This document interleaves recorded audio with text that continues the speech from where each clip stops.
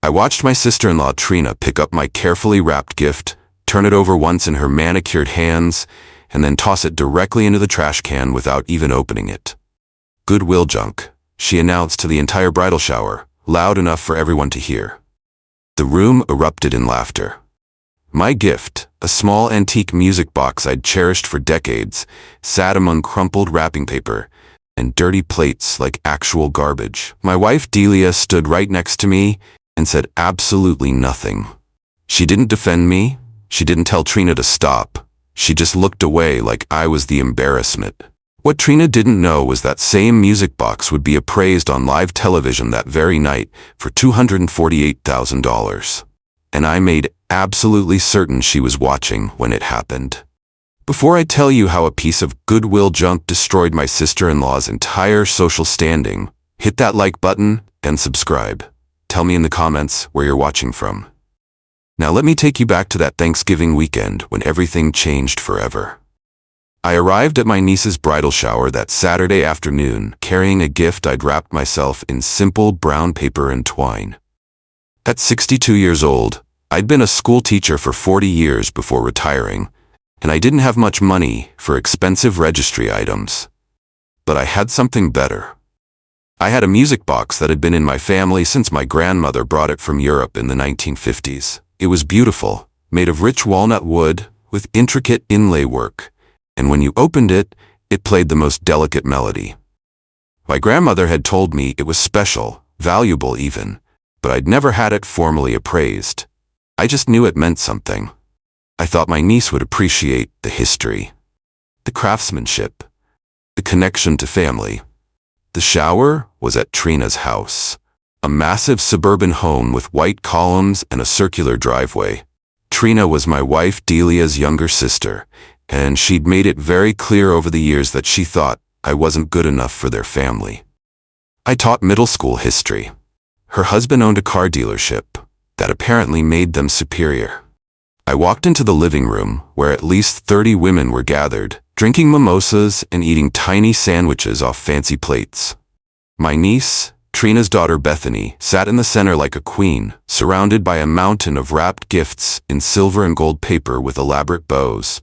I placed my simple brown package on the gift table and took a seat in the corner, the only man in the room besides the catering staff. Trina spotted my gift immediately. She picked it up with 2 fingers like it smelled bad, examined it with obvious disgust, and called across the room in her sharp voice, "Walter, honey, did you wrap this yourself?" Everyone turned to look at me. I nodded. "Yes, I did." She laughed, a cruel sound that carried, "How sweet, so vintage, so authentic." The way she said it made it clear she meant cheap and pathetic. Then, without even asking Bethany, without even opening it, Trina walked to the kitchen trash can and dropped my gift inside with the other garbage.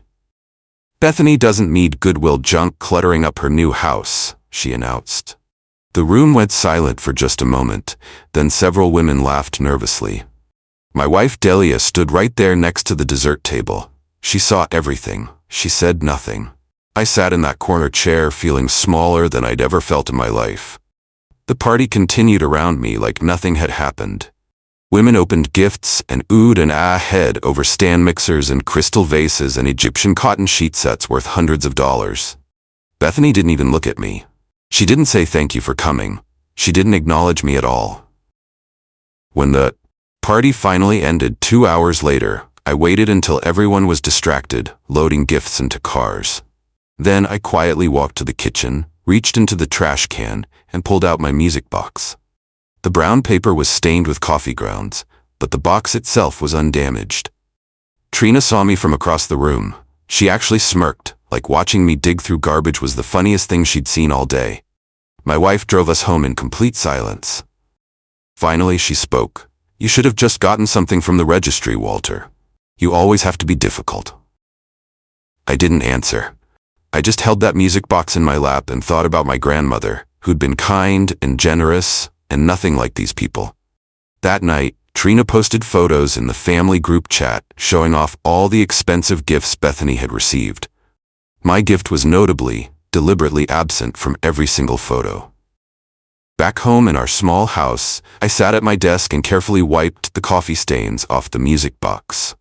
I opened it and listened to the gentle melody, the same tune I'd heard as a child visiting my grandmother's apartment.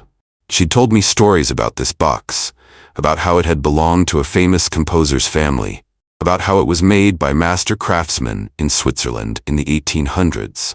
I'd always half believed her stories, the way you believe the exaggerated tales elderly relatives tell. But something made me open my desk drawer and search through old papers I'd saved over the years. At the very back, in a yellowed envelope, I found something I'd forgotten about. It was a handwritten appraisal note from 1983, done by a now-defunct antique collector my grandmother had known. The note was simple but specific. It identified the music box as a rare B.A. Bremond cylinder music box from the 19th century, possibly worth thousands even back then. My hands were shaking as I read it. The note mentioned specific markings, a rare engraving on the bottom panel, historical provenance connected to European nobility. If this was accurate, the box could be worth substantially more now, 40 years later. I made a phone call the next morning to someone I'd met years ago during a school field trip. Her name was Francine, and she was an antique expert who'd volunteered to speak to my students about historical preservation. We'd stayed in loose contact over the years. When I explained what I had, she asked me to bring it to her office immediately. I didn't tell Delia where I was going. She was at her sister's house anyway, probably still celebrating the shower. Francine's office was in a restored Victorian house downtown, filled with beautiful old furniture and artifacts. The moment I unwrapped the music box and set it on her examination table, her face changed completely. She put on white gloves and examined it under a magnifying lamp for nearly 20 minutes without speaking. Finally, she looked up at me with wide eyes. "Walter, you might want to sit down," she said quietly. She explained that B.A. Bremen music boxes were extremely rare, highly collectible, and worth significant money. But this one had something extra. The engraving on the bottom panel indicated it had been commissioned by a minor European royal family. That made it museum quality. Her preliminary estimate, pending authentication, was somewhere between $200,000 and $300,000. I actually laughed out loud, thinking she was joking. She wasn't joking. I drove home in a daze, the music box wrapped carefully in cloth on my passenger seat. When I got home, Delia was there with Trina, both of them drinking wine in the living room and looking at wedding planning magazines. Trina saw me and made a comment about how I looked lost. "Still sulking about your little gift, Walter? You really need to learn to let things go. It's unbecoming at your age." I just smiled and walked to my study. At dinner that night, Delia brought up the shower again, criticizing me for being overly sentimental and making things awkward. "You embarrassed me," she said. "Trina works hard to maintain certain standards. You showing up with trash makes our whole family look bad." I ate my food in silence. Then Trina called. She was hosting a Christmas gala in 2 weeks, a big fancy party at her house with everyone who mattered in town. She was inviting Delia, but specifically said I wasn't needed. "He's just not helpful with appearances," I heard Trina say on speakerphone. "No offense, but Walter at a party is like wearing sneakers to a wedding." Delia agreed. They both laughed. I smiled calmly and said, "Actually, I'd like to come. I'll RSVP yes." Trina sounded annoyed but couldn't refuse without being obviously rude. "Fine, but please try to dress appropriately for once." I had 2 weeks to plan. I contacted a local news station that was doing a Christmas special on rare antiques found in ordinary homes, a feel-good segment about hidden treasures. They were thrilled when I explained what I had. They arranged for a renowned appraiser to examine the music box on air, live, during their evening broadcast. The segment was scheduled for the exact same night as Trina's Christmas gala. I made sure of that. The day of the gala arrived. I dressed in my best suit and arrived at Trina's house at 7 p.m. The party was already in full swing, with at least 50 guests in expensive clothes drinking champagne and eating catered food. Trina saw me and looked disappointed I'd actually shown up. She seated us at a table in the back, near the kitchen doors, as far from the important guests as possible. At exactly 8 p.m., someone turned on the big screen TV in the living room to watch the local news, something about checking the weather forecast for the next day. But the news segment that came on first was the antique special. And there I was, on screen, sitting in the studio holding the exact same music box Trina had thrown in the trash 3 weeks ago. The room went completely silent as everyone turned to watch. The appraiser's voice filled the room. "This is an extraordinarily rare piece," the appraiser said on screen, examining the music box under lights. A B.A. Bremen cylinder music box from approximately 1870, with documented provenance to European nobility. The craftsmanship is exceptional, the condition is remarkable, and the historical significance is substantial. The camera zoomed in on the engraving that proved its authenticity. Then came the number. Based on recent auction results for similar pieces and the specific Royal Commission markings, I would estimate this music box at a current market value of $248,000. The room at Trina's party erupted in gasps and shocked whispers. I sat calmly at my back table, sipping my water. On screen, I was thanking the appraiser and explaining how the box had been in my family for generations, a cherished heirloom I'd always known was special. Trina was standing near the TV, frozen, her champagne glass halfway to her mouth. Delia had gone completely pale, staring at the screen and then at me. A woman I didn't know, one of Trina's country club friends, spoke up loudly. "Wait, isn't that the same box from the bridal shower? The one you threw in the trash, Trina?" The question hung in the air like smoke. Every eye in that room turned from the TV to Trina. She opened her mouth, closed it, opened it again. It looked like junk," she stammered. "How was I supposed to know?" Another guest chimed in, an older woman with sharp eyes. "You didn't even open it. You just threw it away without asking Bethany if she wanted it." The room was buzzing now with uncomfortable murmurs. Trina tried to laugh it off. "Well, obviously if I'd known it was valuable, I wouldn't have. It was wrapped in brown paper like a homeless person's." She trailed off as the crowd's expression grew colder. I stood up calmly, thanked Trina for hosting, and left the party without another word. Behind me, I could hear Trina trying to do damage control, her voice getting higher and more desperate. The next morning she showed up at my house unannounced. Delia let her in. Trina was all fake sweetness and concern. "Walter, there was clearly a misunderstanding at the shower," she said, her voice dripping with false sincerity. "I had no idea the box was valuable. If I'd known, I never would have. It looked so old and worn. You understand, right?" I smiled politely. "Of course I understand, Trina. You thought it was worthless, so you threw it away." She visibly relaxed. "Exactly. So we're good?" I nodded. "Absolutely. In fact, I'm putting it up for auction next month." Her face fell. "Auction? But, shouldn't it stay in the family? Bethany should have it. It was meant for her." I shook my head gently. "Actually, it was meant for the trash, remember? You made that very clear. But don't worry, I'll make sure the money goes to a good cause." After she left, furious, the phone calls started.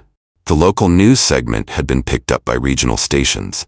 The story of the school teacher whose priceless gift was thrown away was spreading. I started receiving interview requests. People magazine wanted to talk. A collector's website wrote an article. The narrative was simple and compelling. Humble retired teacher brings family heirloom to bridal shower. Wealthy sister-in-law mocks it as junk. Turns out to be worth $250,000. People loved it. The underdog vindication story went semi-viral in our region. Strangers recognized me at the grocery store and told me they were rooting for me. Then I got a phone call that changed everything. It was from Bethany's wedding planner, a young woman named Maxine, who sounded nervous. "Mr. Walter, I need to tell you something," she said quietly. "I feel terrible about this. Your sister-in-law gave me specific instructions about the wedding seating. She told me to keep you away from the front sections." I asked Maxine to send me a copy of the seating chart. When it arrived by email, I saw exactly what Trina had planned. Delia and I were seated at table 18, in the very back corner of the reception hall, right next to the bathroom doors and the service entrance where catering staff would be coming in and out all night. We weren't just in the back, we were hidden. Trina had literally tried to make me invisible at my own niece's wedding. I called the venue, a beautiful historic mansion where I'd actually taught the owner's daughter 15 years ago. She remembered me fondly. When I explained the situation, she was outraged. "Mr. Walter, you taught my daughter to love history. She still talks about your class. Let me handle this. She personally reassigned our seating to table 3, right near the family tables, and made a note that any changes required my approval. Then, I made another decision. I reached out to some of the journalists and historians who'd contacted me about the music box story. I invited 3 of them to attend the wedding as my personal guests. They were thrilled. The wedding was 3 weeks away, and I spent that time carefully preparing. The story continued to spread. A local classic car collector who'd seen the news segment contacted me. He'd been in one of my history classes 30 years ago. He offered to loan me his restored 1965 Rolls-Royce for the wedding day. "You taught me to appreciate history, Mr. Walter. Let me return the favor." The wedding day arrived. I pulled up to the venue in that stunning Rolls-Royce, and heads turned immediately. Trina was standing at the entrance greeting guests, and her face when she saw me step out of that car was absolutely priceless. She'd expected me to arrive meek and embarrassed. Instead, I looked like distinguished old money. She tried to redirect me to the back tables. The venue manager intercepted smoothly. "Mr. Walter and his wife are at table 3, Mrs. Trina, per the bride's specific request." That was a lie, but Trina couldn't challenge it without making a scene. I walked into that reception hall with more quiet dignity than I'd felt in years. My 3 journalist guests were already seated, dressed professionally, taking notes. Word spread quickly that press was in attendance covering the music box story. Suddenly, everyone wanted to talk to me. The groom's father, a wealthy surgeon, came over personally to shake my hand. "I saw you on the news," he said warmly. "That was quite a story. My wife and I collect antiques. We'd love to hear more about your piece." Trina watched from across the room, her expression getting darker by the minute. Then Bethany herself approached my table. I braced myself, expecting coldness. Instead, she looked genuinely uncomfortable.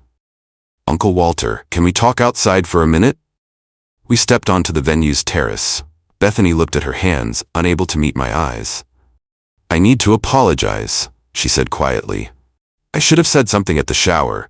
When Mom threw your gift away, I should have stopped her. I knew it was wrong, but I was too scared of making her angry. That's not an excuse. It was cowardly." I was genuinely surprised. "Thank you for saying that, Bethany." She looked up at me. "The thing is, Mom has been awful to you for years, and I've watched it happen. She made fun of you because you were a teacher, because you didn't make a lot of money, because you weren't flashy like Dad. And I just went along with it because it was easier." Tears started rolling down her face. "But when I saw that news segment and realized what you'd brought me, realized it was a family heirloom worth more than all my other gifts combined, I felt sick. You gave me something that actually mattered, and Mom literally threw it in the trash." I handed her my handkerchief. "I forgive you, Bethany. You were trying to keep peace with your mother. I understand that." She shook her head. "I don't want to be like her. I don't want to value things over people. Would you be willing to give a toast tonight? I'd really like that." I was shocked. "Are you sure? Your mother won't like it?" Bethany smiled. "I don't care what she likes anymore." During dinner, the DJ announced that the bride had requested a special toast from her uncle. Trina's face went white with fury. She started to stand up, probably to object, but the whole room was already turning toward me expectantly. I stood up, holding my glass, and the room went quiet. I spoke simply and from the heart. "I want to tell you all a story about value," I began. "For most of my life, I taught middle school history. I didn't make much money. I didn't drive fancy cars or live in a big house. But I learned something important. Real value isn't about price tags or brand names. It's about the stories things carry, the meaning they hold, the care with which they're given." I paused, looking around the room. "A few weeks ago, I brought a gift to a bridal shower. It wasn't expensive looking. It was wrapped in plain paper, and it was thrown away without being opened, dismissed as junk." People shifted uncomfortably. Everyone had heard the story by now, but that gift carried my grandmother's love. It carried history and craftsmanship and family connection. Those things have value that can't be measured in dollars, though as it turns out, it had that too. Scattered laughs. I tell you this because we live in a world that judges everything by its surface. We throw away things and people that don't meet our immediate expectations of what valuable looks like. But the most precious things in life are often wrapped in plain paper. By the time I finished, half the room was in tears. Bethany was openly crying happy tears. The groom's parents were nodding along. Even some of Trina's own friends looked moved. Trina herself stood abruptly and walked out of the reception hall before dessert was even served. She didn't come back. The rest of the evening was wonderful. People approached me all night to share their own stories about family heirlooms and undervalued treasures. The journalists got their heartwarming story. Bethany hugged me tightly before Delia and I left. But the drive home was silent and tense. Delia was furious with me. When we got home, she exploded. "You humiliated my sister in front of everyone. That toast was completely inappropriate. You made the whole night about you and your stupid music box." I stared at her. "Your sister threw away a priceless family heirloom like it was garbage and you're angry at me?" She crossed her arms. "I knew how valuable that box was, Walter.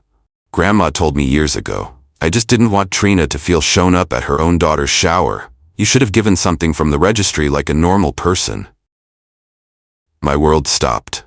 You knew? You knew it was worth that much, and you let her throw it away?" Delia looked defensive. "It's just a thing, Walter. Trina's feelings matter more than some old box." I walked to our bedroom without another word and pulled my suitcase from the closet. Delia followed me, watching as I started packing clothes.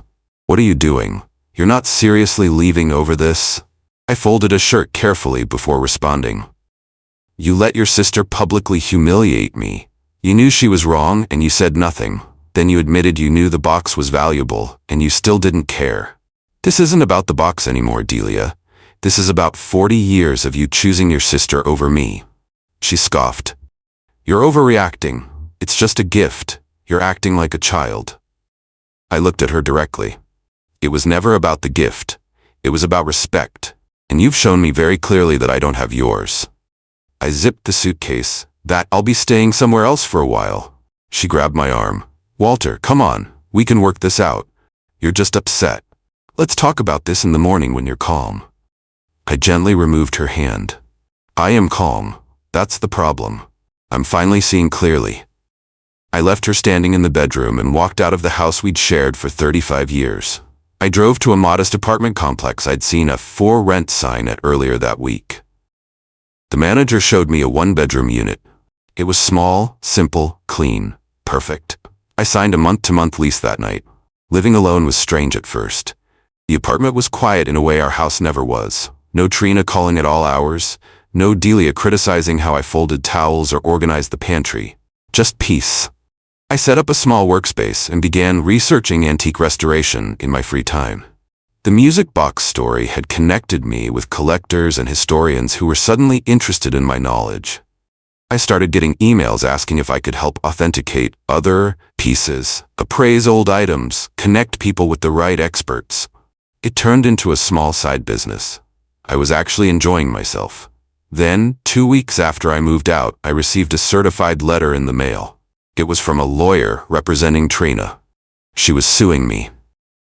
The letter claimed that since the music box had been given as a gift at her daughter's bridal shower, it technically belonged to Bethany, which meant Trina had rights to the proceeds as Bethany's mother and financial guardian until she turned 25. It was the most ridiculous legal argument I'd ever read, but it was real. Trina wanted half of whatever the music box sold for at auction.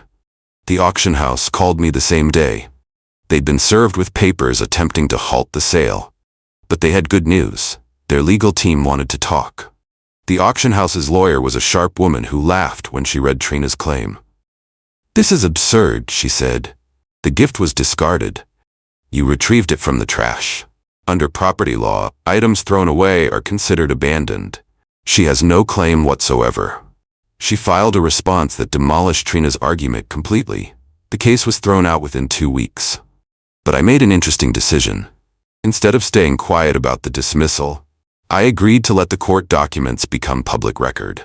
The lawyer warned me it might cause more family drama. "I think that ship has sailed," I told her. The local newspaper got hold of the court transcripts and published them with the headline, "Woman Sues Family Member After Trashing His Priceless Gift." The story spread fast. The comments online were brutal to Trina.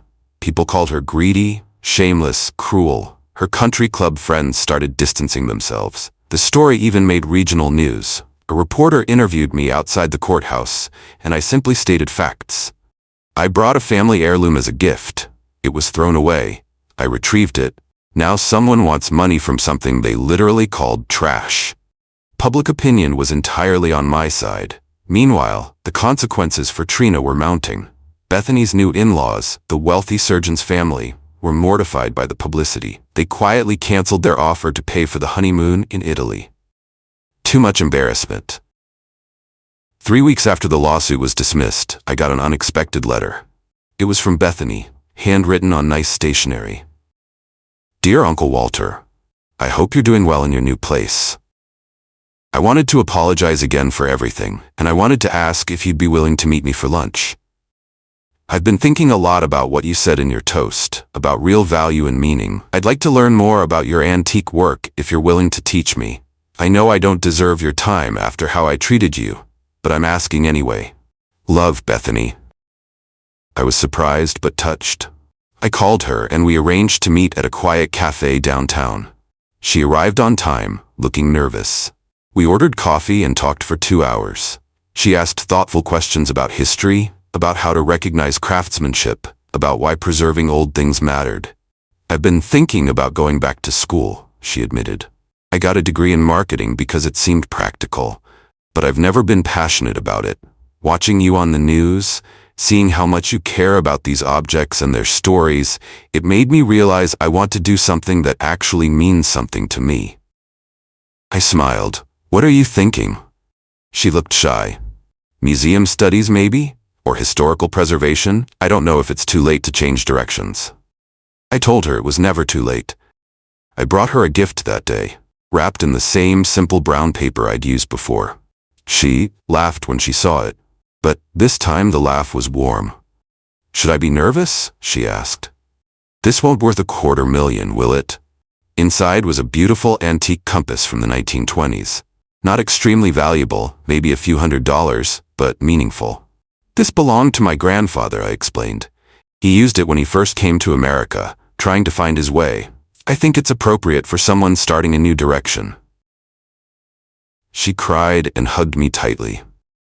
Over the next few months, Bethany became a regular visitor to my apartment. I taught her how to research provenance, how to spot authentic craftsmanship, how to care for delicate old items. She helped me organize my growing collection of pieces I was working on. We opened a small pop-up shop together on weekends at the antique mall, selling restored pieces and helping people identify their own treasures. It was modest, but it felt good. Then one Saturday afternoon while we were working at the shop, the door opened and Delia walked in. I hadn't seen her in almost 3 months. She looked older, tired. Walter, can we talk? She asked quietly. We stepped outside to a bench while Bethany minded the shop. Delia sat with her hands folded in her lap, not looking at me. I've been doing a lot of thinking, she started. Trina and I aren't speaking anymore. She blames me for not controlling you, for not stopping you from humiliating her. She says I should have known you'd make a scene with that stupid box. I waited. She continued. But the truth is, I let her run our family for years. Every decision, every holiday, every family gathering, it was all about what Trina wanted and what made Trina look good. And I went along with it because it was easier than standing up to her. I chose her approval over your dignity, over and over again. She finally looked at me. I was wrong, Walter. I was a bad wife to you. You gave me 35 years of loyalty and kindness, and I repaid you by letting my sister treat you like you were worthless. I'm sorry. I could see she meant it. She was genuinely remorseful. I appreciate you saying that, I said carefully. But I don't think I can come back, Delia. She nodded slowly, tears starting. I know, I don't deserve for you to come back. But I needed you to know that I finally see what I did, and I'm sorry. We sat in silence for a while, then I spoke. I forgive you. But forgiving you doesn't mean we go back to how things were. I'm building something different now, something that feels true to who I actually am. Delia left, and I went back inside the shop. Life continued. The music box auction date was finally set for the following month. Interest was high. Collectors from around the country had registered to bid. The auction house estimated it would sell for between $250,000 and $350,000, depending on the competition. I spent that month tying up loose ends and making plans for what to do with the money. I'd already decided most of it would go to charity, but I wanted to choose carefully. One afternoon, I got a call from my old middle school asking if I'd be interested in coming back part-time as a heritage education advisor. They wanted to build a small museum program teaching students about historical preservation and research. They'd been inspired by the news stories about the music box. "We want kids to learn that history isn't just dates and textbooks," the principal explained.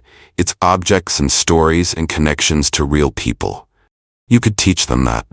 I accepted immediately. It felt like coming full circle. The auction day arrived.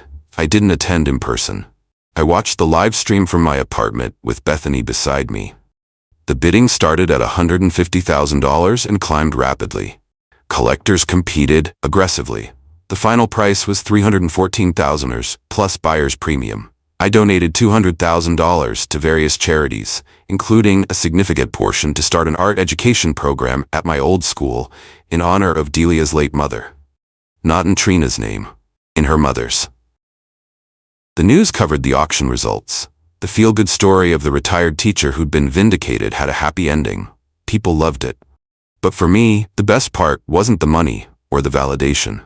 It was the quiet life I'd built. Teaching part-time, running the shop with Bethany, restoring beautiful old pieces. I heard through mutual friends that Trina had a difficult time after everything. Her social circle had largely abandoned her. She'd been asked to step down from several charity boards due to the negative publicity. She'd gained a reputation for being cruel and money-hungry. At a party that winter, witnesses said she got drunk and went on a rant about how I'd ruined her life, how the music box should have been hers, how I was vindictive and cruel. Nobody agreed with her. The world had made its judgment. Then I got a call from a publisher. They wanted me to write a short book about my experience, expanded to include essays about value, history, and dignity. "We're thinking something like The Things We Throw Away," the editor suggested. Stories about what we discard and what we keep, both objects and relationships. I wrote it over the next 6 months. It wasn't a memoir exactly. It was more like reflections on a life spent teaching and learning about what matters. Bethany helped me edit it. The book was published the following spring as a modest regional release. We didn't expect much, but it connected with people. The story about the music box was there, but so were stories about students who'd overcome poverty, about historical artifacts rescued from landfills, about relationships that survived when people chose love over pride. It became a regional bestseller. I did a book signing at a local bookstore, and to my surprise, over 100 people showed up. They asked thoughtful questions about preserving family history, about recognizing value in unexpected places, about having the courage to walk away from people who don't respect you. Toward the end, a young woman raised her hand. "Mr. Walter, I have to ask, whatever happened to your sister-in-law? Is she still in your life?" The room went quiet. Everyone wanted to know. I thought about Trina, about all the years of cruelty and dismissal. I thought about the music box in the trash, about the lawsuit, about the public humiliation she'd brought on herself. I smiled. "My sister-in-law is still around," I said calmly. "From what I hear, she's still digging through garbage, only now she's looking for what she missed." The room erupted in laughter and applause. After the signing, I drove home to my small apartment. I made myself dinner, listened to music, read a book. Simple pleasures. Bethany called to congratulate me on the successful event. A year after everything started, I stood in the small museum space we'd created at my old middle school. Glass cases held carefully preserved artifacts, each with a card explaining its history and significance. Students rotated through on scheduled visits, learning to examine objects closely, to ask questions about who made them and why they mattered. I watched a 7th-grade girl examine an old pocket watch with intense focus. "Mr. Walter," she asked, "how do you know if something is worth keeping?" I thought about my grandmother's music box, about Trina throwing it away, about everything that had happened since. "That's the most important question," I told her.